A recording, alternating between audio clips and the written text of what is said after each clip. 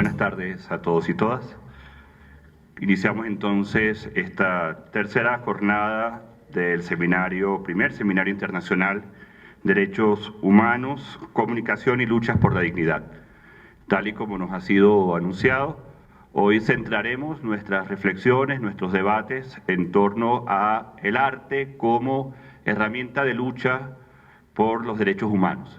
Ya hemos ido conversando en los días anteriores sobre cómo la plena vigencia de los derechos humanos, entendiendo derechos humanos como procesos de lucha, exige ir más allá de una concepción meramente formal, el formalismo jurídico que los restringe a una concepción solo de normativa, y es necesario ampliar esas garantías más allá de lo jurídico, considerando también lo jurídico, pero necesitamos también construir garantías en el campo de lo político, de lo cultural, de lo económico. Y es en ese marco que tiene todo sentido dedicar esta jornada al tema del arte como herramienta, como estrategia de lucha por la plena vigencia de los derechos humanos, entendidos como procesos de lucha por condiciones de vida digna. Este panel tendrá entonces la participación de estas cuatro personas que me acompañan en la mesa, a quienes iré presentando en su debido momento. Cada una de ellas tendrá 15 minutos para su intervención, de tal manera que tengamos luego la posibilidad de abrir el derecho de palabra a todos y todas las personas que se encuentran en esta sala. Vamos entonces a comenzar, y la primera persona en participar será Andrés Ramírez. Andrés Ramírez, máster en montaje cinematográfico y en documental. Bueno, muy buenas noches, buenas tardes, noches a todas y todos.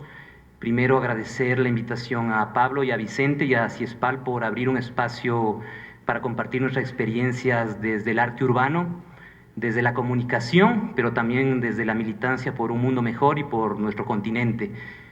Como bien me presentó nuestro compañero, yo he venido trabajando más bien en el mundo del hip hop unos 15 años y también en el mundo del audiovisual los últimos 7 años, tratando de fusionar estas experiencias urbanas, pero también preocupándonos de la realidad social, la realidad cultural de nuestro continente. Les voy a mostrar un extracto del documental que me encuentro realizando, se llama Ucamahuiqué, sobre un compañero que hacía hip hop en lengua aymara en Bolivia, que lamentablemente falleció en el año 2009, un militante social por los procesos de cambio populares de nuestro continente, y más bien, bueno, ahora tratando de reivindicar desde el audiovisual, pero también desde el arte urbano, el pensamiento de los jóvenes, de los pueblos originarios, afrodescendientes y nuestra América Latina. Pues les muestro un poquito el video.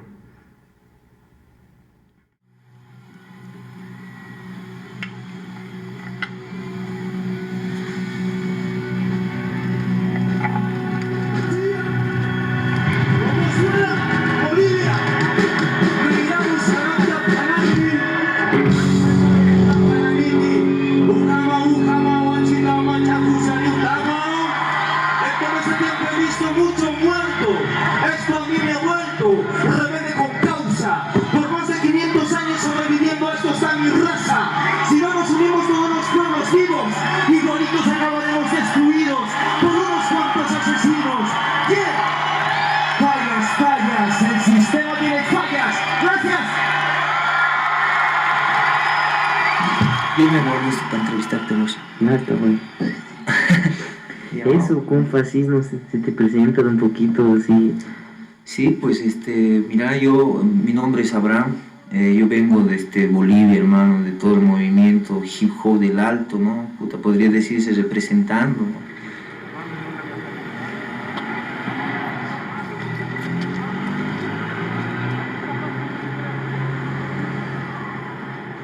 Entonces, entre esos yo estoy, ¿no? Mi grupo se llama Ucamahuiqué, esto es en aymara. Yo me siento orgulloso de ser aymara porque yo soy descendiente de madre, de pollera, de madre de los pueblos originarios, ¿no? Hola. Ahora sí. Habla y entonces lo pruebo. Ucamahuiqué, la gente para todo el pueblo latinoamericano unido. Vale, Nosotros al mismo tiempo tenemos una radio, un programa en una radio que es un lugar más, se llama el programa, se llama Rincón Callejero. Tienes un lugarcito para todos los locos de la calle puedan mostrar su cultura, el arte, ¿no? Ya que los otros medios grandes no nos dan pues ese espacio, ¿no? Buena onda, Andrés, puta, y estamos aquí con el Cumpa charlando y haciendo pues esta pequeña entrevista para todos los carnales, para todos los cuates de La Paz, el Alto y a toda la gente del Rincón Callejero. Entonces soy bien orgulloso y esto es en Aymara, pues aquí está, ¿cachas? Mira, esto es Ucamau, esto dice así es, ¿cachas? Mira, ¿cachas esto? Entonces aquí está el sol y toda esa cosa, aquí está la llamita y el trabajando, ¿no? Y esto dice así es, y esto está en castellano, ¿no? Y por joder está acá, ¿no? ¿Y claro. qué putas, cabrón? Esto es así es, ¿y qué? Iwasan akamar kasata atsusinyani tawantin suyu kari lurkata akamar kasata tihuyanya taki hijab naira saranta panani hangkai paruta sisa kunas kunatang kaukis kaukipang hanas haram ti ukahan ko hapero markapana sarnakanya eskapatak warangka ingangistu ayawa kamarkat arsuseh nairaru sartanya pataki takpaca iwasan Masuma hakanya taki.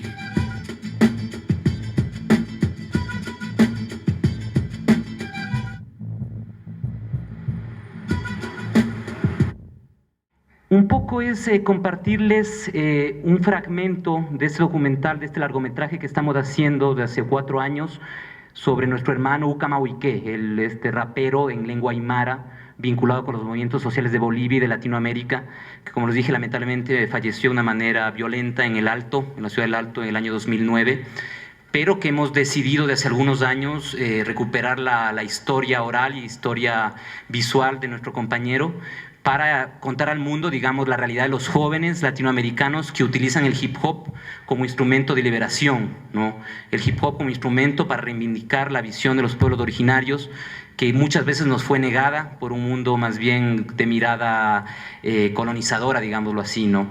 Entonces, esta expansión del pensamiento de los artistas urbanos, que en un inicio nació con los pueblos afroestadounidenses de Nueva York en 1970, con fuertes raíces de reclamo, ¿no?, de los derechos civiles, pero que lamentablemente el sistema fue captando lo comercial, pues, ¿no?, vendiendo zapatos, vendiendo carros,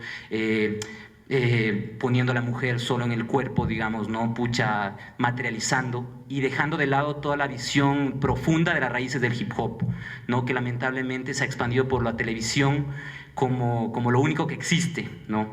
Pero nosotros, nosotras, en nuestra América Latina y en el mundo entero hay otros espacios de resistencia de nuestro lenguaje, ¿no?, que es recrear lo que teníamos antes nuestros padres, nuestros abuelos, y convertirlo a un ritmo nuevo, es decir, a un pensamiento nuevo, pero reivindicando y ubicados en lo que pasa en nuestros contextos, ¿no?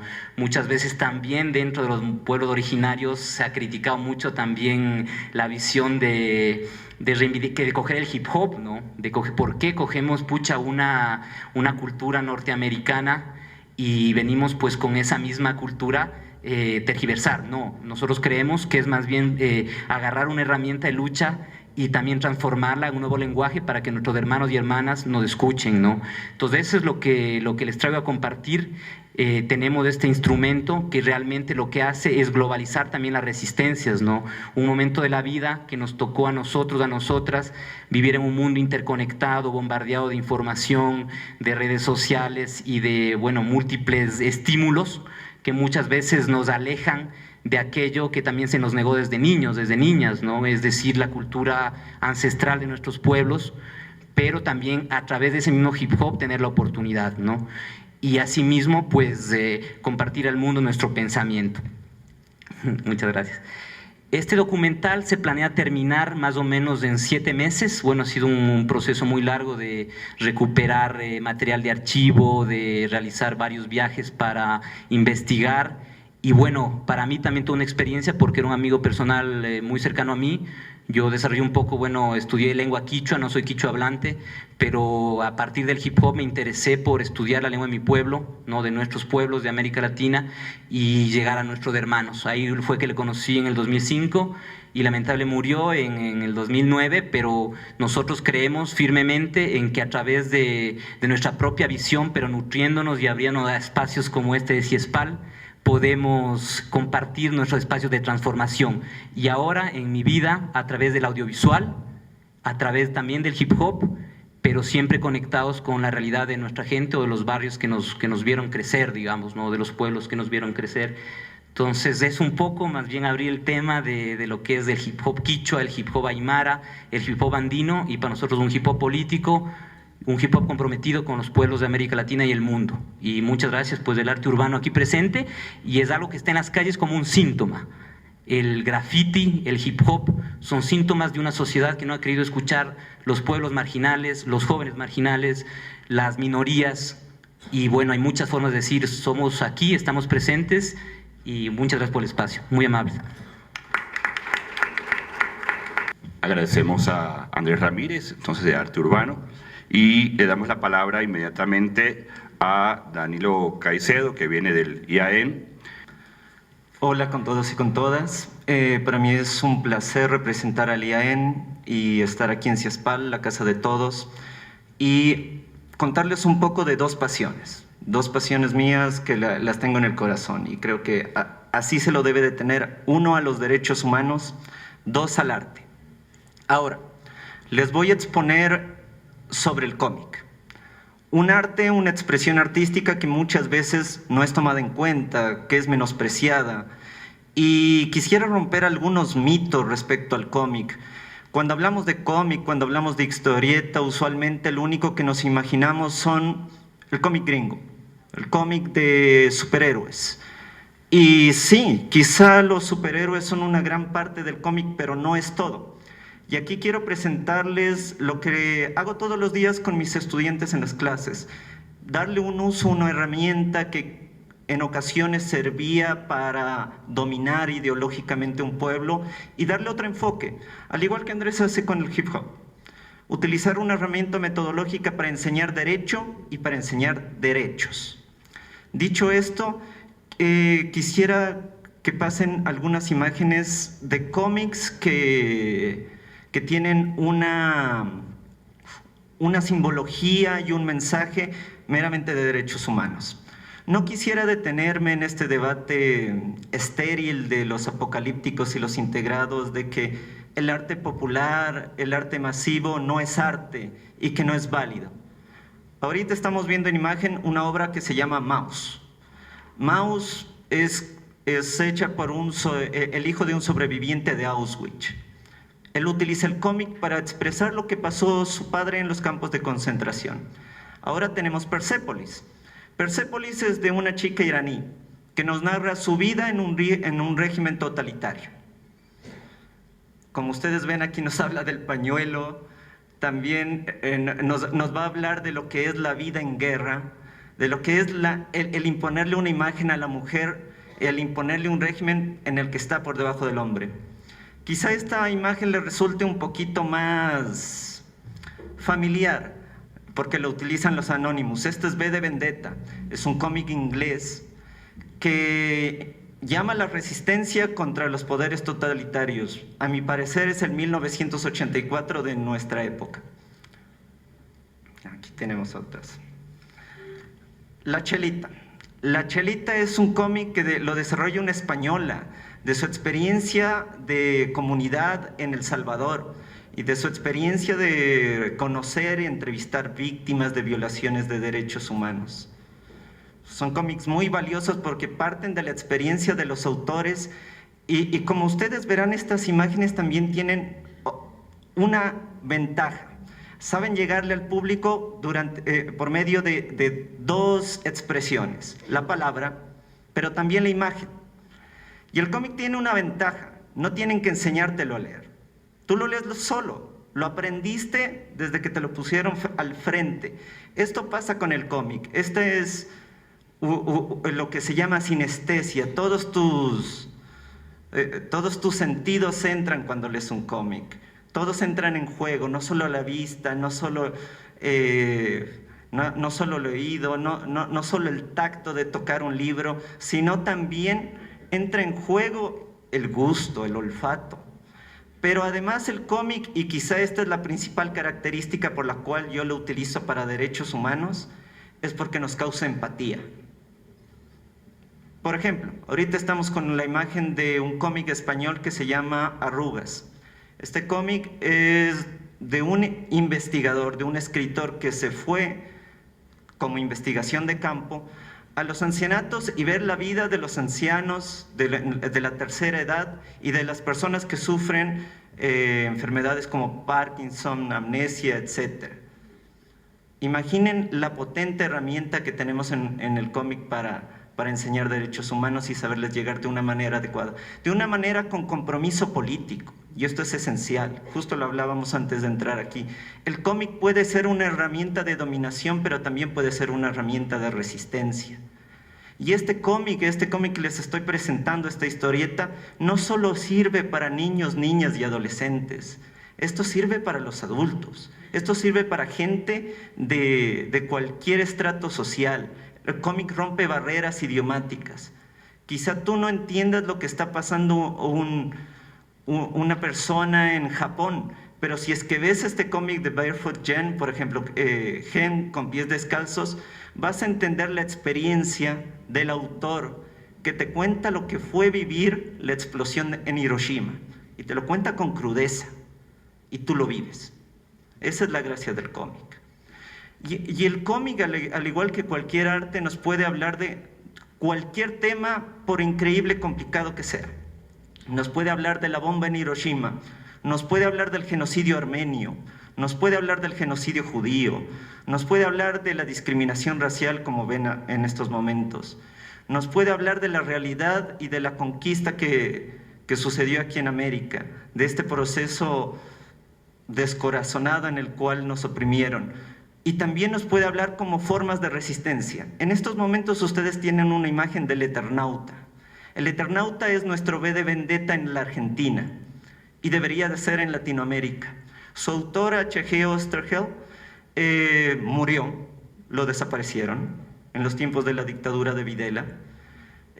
Y justo, ¿dónde está Oesterheld? Llevamos 30 años sin este autor, pero su mensaje sigue ahí. Él utilizó una herramienta totalmente desconocida o mal utilizada en su país, porque lo que llegaba a su país en esos momentos era el cómic de Disney, y le dio otra dimensión. Nos hizo la biografía del Che, nos presentó un personaje de ciencia ficción que nos presentaba un mundo distópico que se parecía bastante al nuestro.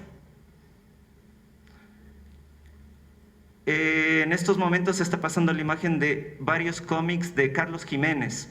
Él vivió toda la etapa de Franco y vivió en los hospicios para niños. De ahí su compromiso con los derechos humanos. Y lo que ocurre con el cómic es que a veces le cerramos las puertas, porque creemos que solo es para niños, porque creemos que solo es para adolescentes, porque creemos de que si es que tiene dibujitos, quizá no tiene mayor importancia, quizá no tiene un mensaje profundo, pero nos puede expresar con una sola imagen cosas tan claras como la Declaración Universal de Derechos Humanos, los derechos humanos en su mayor extensión. No solo nos lo habla, sino que lo vemos. Este cómic es genial. Este trata sobre el SIDA, sobre el VIH. Y quizá yo aprendí más de este cómic, o sea, sobre el VIH, que con cualquier otra educación que me intentaron dar. Este es un cómic mucho más cercano a nuestra realidad. Se llama Los 11. Es sobre la toma del Palacio Legislativo en Colombia. Son chicos, a veces son autores increíblemente reconocidos, pero a veces son chicos que tienen un mensaje y no saben cómo expresarlo. Y lo lindo del cómic es que es un trabajo creativo, pero en equipo. Tienes un dibujante, tienes un guionista, tienes alguien que hace los colores, y entre todos construyes una idea de derechos humanos y de resistencia. El que tenemos aquí es de un autor francés, se llama Puta Guerra. Básicamente nos narra la vida de su padre en la Primera Guerra Mundial y nos explica este cambio de sentido de cómo una humanidad que se creía que estaba de avanzada cae en una guerra en la cual podías morir en cualquier momento. Este es un poquito más actual y ya estamos con unas viñetas de actualidad. Es de un autor que se llama Manuel Fondevila. Manuel Fondevila fue censurado varias veces en España. Participaba en una revista que se llama El Jueves y ahora participa en Orgullo y Satisfacción. Si es que tienen chance, véanlo, está en internet. Y nos explica lo que es la vida en España. Y para personas como yo, Sudaque, que fuiste a España, el que una persona te entienda cuando te violan los derechos es impresionante, y verlo retratado en una imagen era mucho mejor. Okay. Quería romperles otros mitos respecto al cómic. Miren, por ejemplo, este lo utilicé en la clase de ayer. Estaba dando clases en la Andina de Derechos Humanos. ¿Cómo explicar de fácil el conflicto entre libertad y seguridad? Con 3 viñetas. 3 viñetas lo dicen todo, no necesito un discurso de 15 minutos.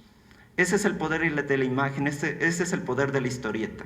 Y cuando hablo de historieta, no solo entiendan libros completos. A veces una sola viñeta ya nos muestra todo lo que queremos decir. Cuando tomamos el periódico y encontramos a autores como Bonil, controversial como es, cuando vemos a Ana y Milena, cuando vemos a Liniers, cuando vemos a Alberto Montt, cuando vemos a Roto en España, sabemos que el autor no nos está diciendo un mensaje sin sentido, nos está diciendo cosas increíblemente profundas en una imagen. Quiero además romperles una idea de que el cómic, el único que existe, es el cómic norteamericano. Prácticamente todo lo que han visto en imágenes es cómic desarrollado a nivel mundial, desarrollado en América, desarrollado en Europa, desarrollado en Japón. Lo que pasa es que a nosotros únicamente nos llegan los superhéroes, pero incluso los superhéroes nos pueden dar un mensaje. V de Vendetta es un superhéroe y nos da un mensaje contra el totalitarismo. Hay un cómic llamado Civil War, que si tienen la oportunidad, léanlo. Es el Estado de Derecho en conflicto, básicamente. Y así podemos comunicar un mensaje de resistencia, un mensaje de derechos humanos. Y deberíamos de ensayar mucho más los profesores de derechos humanos, de derecho, estas herramientas metodológicas. Porque ocurre que queremos enseñar temas sociales sin topar de ninguna manera a la sociedad. Y la sociedad se expresa a través del arte. Y el arte es una expresión humana que no tiene nada que ver con lo que nos dice la gente de elevada alcurnia y nos hace críticas de libros y de obras. No, el arte lo vivimos todos. El arte es cuando nosotros hacemos un dibujito o cuando nosotros expresamos un mensaje con un poema. El arte es Guayasamín, el arte es Bonil, el arte es escuchar a Oliver Messiaen, a John Lennon. El arte es tan amplio. Y es nuestra principal herramienta social para enseñar, para expresar un mensaje de resistencia, un mensaje de lucha, un mensaje de denuncia. Espero que les haya gustado la presentación. Muchas gracias.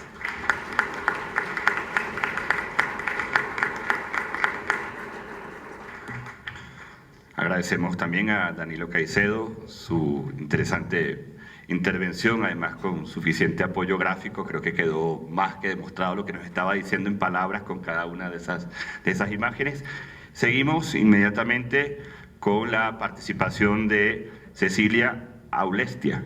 Bueno, nosotros quienes hacemos Teatro del Oprimido, la Corporación Cultural Ayapa, siempre empezamos con este tipo de acciones, porque se resume un poco lo que el Teatro del Oprimido quiere transmitir. Entonces yo les voy a hablar sobre las experiencias, la experiencia que hemos tenido nosotros como Corporación Cultural Ayapa, la experiencia del Teatro del Oprimido en Ecuador. En el año 2009 la Corporación Cultural Ayapa se creó debido a la necesidad de conjugar distintas profesiones y puntos de vista en un solo objetivo: desarrollar y difundir la metodología del Teatro del Oprimido en Ecuador, la cual era poco conocida y poco difundida hasta esos momentos. El teatro del oprimido es una metodología artística, política, comunitaria, que busca la transformación social a través del arte. Esta metodología fue creada por Augusto Boal, teatrólogo brasileño, en la década del 70, y ha sido perfeccionada a lo largo de casi 50 años alrededor del mundo. Su difusión alcanza países de Norte, Sudamérica, Europa, Asia y África. El teatro del oprimido propone la transformación de los individuos en ciudadanos. El espectador de las obras de teatro es estimulado a salir de su rol pasivo, el rol que le otorga el ritual teatral convencional, para que asuma su condición de actor, no únicamente su condición de actor dentro de escena, sino también en la vida cotidiana. Así se recobra nuestro rol activo a través del teatro foro, una de las técnicas del teatro del oprimido, pudiendo reflexionar sobre nuestro pasado, transformando la realidad del presente e intentando inventar un nuevo futuro para nosotros. Existe opresión allí donde no existe la posibilidad de diálogo. Esta imposibilidad se materializa cuando alguien impone su monólogo e impide la expresión de otras personas, de otros colectivos, es decir, no existe un diálogo social. Este fenómeno se reproduce en diferentes niveles de la sociedad y se expresa principalmente en un fenómeno, la existencia de opresores y oprimidos dentro de las relaciones sociales. Restablecer ese diálogo que se ha perdido es el objetivo principal del teatro y de la estética del oprimido. En este sentido, ¿qué tiene que ver el teatro del oprimido con los derechos humanos? Tiene muchísimo que ver. El teatro del oprimido tiene como objetivo general y fundamental el desarrollo de los derechos humanos esenciales. Lo que busca es ayudar a hacer realidad las promesas que existen, que están escritas en la Declaración Universal de los Derechos Humanos, la cual plasma en el papel, sobre todo, lo mejor que podemos desear para los ciudadanos del mundo: igualdad social, trabajo digno, derecho a la educación, a la salud, etc. El teatro del oprimido busca honrar aquella declaración de 1948, haciendo que la mayor cantidad de seres humanos puedan acceder a lo que promulga la declaración a través de la multiplicación y la puesta en acción de esta metodología. ¿A qué nos referimos con esto? Llamamos oprimidos a los grupos que son socialmente, culturalmente, políticamente o por razones de raza, sexualidad o en cualquier otra manera despojados de su derecho al diálogo y a la palabra, o que están impedidos de ejercer este derecho. Lo que busca el teatro del oprimido es romper esa brecha en la que se libra una batalla poco justa entre opresores y oprimidos, buscando que las injusticias y las desigualdades de las estructuras sociales sean denunciadas y develadas de tal manera que no nos quedemos únicamente en los aspectos morales, en el bien o en el mal, sino que vayamos más allá cuestionando la estructura en sí, la estructura social, la ideología que está detrás de aquellos que en nuestras sociedades ejercen el poder de manera opresiva y la ideología que está de alguna manera escondida en quienes son oprimidos. El arma única que tiene el teatro del oprimido para poder transformar la sociedad en una sociedad sin oprimidos y sin opresores es el arte. El arte está relacionado con el pensamiento sensible, con lo que podemos percibir a través de nuestros sentidos. Este pensamiento sensible ha sido arrebatado a los oprimidos a través de la prevalencia del pensamiento simbólico, es decir, del discurso, de la palabra. Este pensamiento simbólico de alguna manera ha prevalecido a lo largo de la historia de la humanidad como un pensamiento único. El teatro del oprimido pretende que el arte y el teatro, en palabras de Boal, sea un ensayo de la realidad que nos permita adquirir las herramientas necesarias para transformar nuestras realidades, no nuestras realidades únicamente personales, sino nuestras realidades sociales. Boal también ha dicho: ser humano es ser artista. Propone que caiga el muro entre artistas y no artistas, donde de alguna manera se corre el riesgo de que los artistas jueguen un poco el papel de opresores. En este sentido, desde la filosofía del teatro del oprimido, se plantea que artista no es únicamente quien ha aprendido arte, sino quien desarrolla de cualquier manera el pensamiento sensible que es inherente a todos los seres humanos. Es por esto que todos y todas podemos acceder a esta arma que es el arte y usarla en beneficio de una sociedad más justa y solidaria, poniendo en práctica en nuestras realidades cotidianas aquello que aprendemos o reaprendemos del pensamiento sensible a través del teatro del oprimido. Cualquier acción, por pequeña que sea, debe ser una proyección del mundo en el que queremos vivir, aquel mundo que la Declaración de los Derechos Humanos nos ofrece quizás como una utopía. Aquí en Ecuador, un país donde aún persisten grandísimas diferencias sociales y económicas, hemos tratado de difundir y multiplicar las herramientas que ofrece el teatro del oprimido en donde sea posible. Hemos trabajado durante estos 6 años con un sinnúmero de colectivos sociales, maestros, población LGBTI, personas con discapacidad, colectivos feministas, adultos mayores, algunos más que no recuerdo. Y lo que buscamos es como requisito indispensable es que esas personas tengan el deseo de transformar su realidad individual y su realidad colectiva. El trabajo no es fácil, creemos necesario no únicamente la multiplicación y difusión de la metodología, sino el trabajo concreto y continuado. Es decir, que se formen grupos de teatro del oprimido que se sostengan a lo largo del tiempo y que manejen la metodología como una herramienta de cambio, con la cual no sea necesaria la presencia de aquellos que hacemos el papel de multiplicadores o facilitadores. Sin embargo, el proceso de empoderamiento de la metodología es complejo, ya que muchas veces aquellas instituciones que apoyan económicamente este tipo de proyectos buscan soluciones y resultados inmediatistas, lo cual muchas veces trunca los deseos de multiplicación y difusión que tienen tanto los grupos interesados en conocer la metodología como nosotros como Corporación Cultural Ayapa. El teatro del oprimido trabaja con una serie de técnicas y juegos desarrollados a lo largo de 50 años, por lo que claramente es casi imposible desarrollar solo un poco de juegos o solo 2 o 3 técnicas, si es que lo que estamos buscando es el desarrollo de la metodología como una herramienta de transformación social. A pesar de las dificultades, seguimos en la lucha y seguimos trabajando por este proyecto como un proyecto de vida en realidad. El teatro del oprimido no es únicamente una metodología teatral para nosotros, lleva detrás de sí toda una filosofía. Tampoco caemos en el fanatismo religioso. El teatro del oprimido no es la panacea para solucionar los problemas y los males de la sociedad, pero sí es una manera válida y muy eficaz de transformar ciertas situaciones sociales. La YAPA ha adoptado esta metodología de transformación de la sociedad y tratamos siempre de ser congruentes en nuestros actos, tanto dentro como fuera de la vida profesional, con los principios que promulga el teatro del oprimido.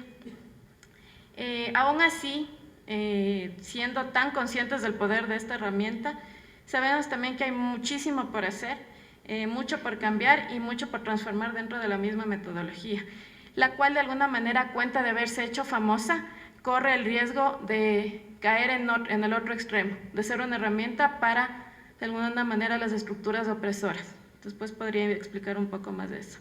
En Ecuador aún tenemos muchísimo trabajo y no perdemos el impulso. Esperamos que en algún momento, no tan lejano, podamos contar no con 1 ni con 2 grupos de teatro del oprimido, sino con cientos de ellos, que puedan plasmar en la realidad la Declaración de 1948, que lamentablemente aún nos ofrece más quimeras que realidades.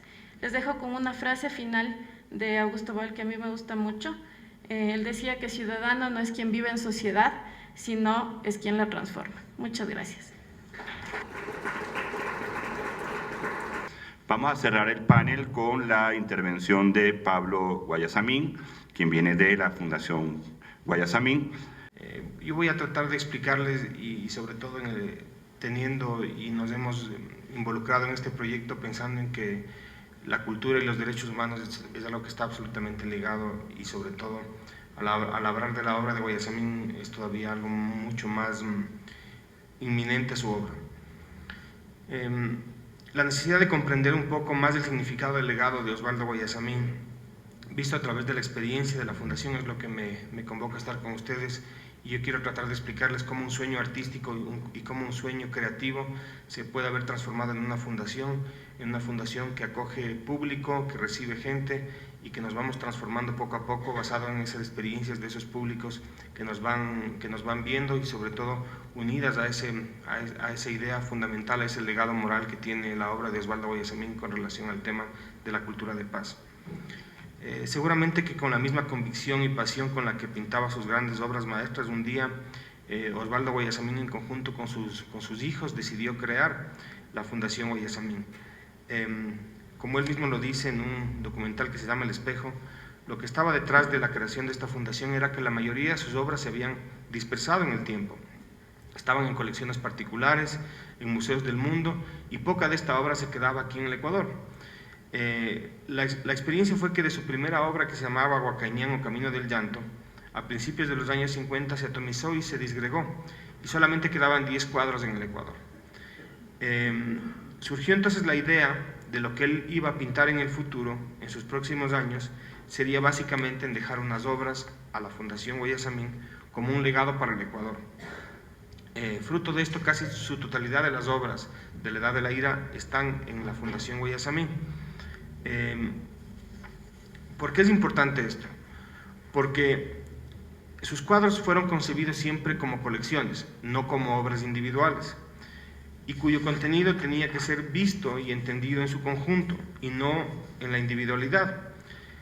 Por tanto, deseaba que estas colecciones de arte se quedaran aquí, y él ya empieza a pensar en la idea de la democratización de la cultura, que hoy día tanto conversamos, es decir, ¿por qué tendríamos que ir a ver piezas de arte colonial, piezas de arte prehispánico o obras de un maestro ecuatoriano a museos afuera?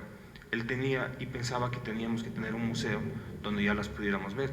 Esto hace muchísimos años atrás, cuando aquí todavía no se hablaba de esos temas y las piezas de arte colonial y prehispánicos eran de alguna manera considerados arte popular y folclore, no piezas reales.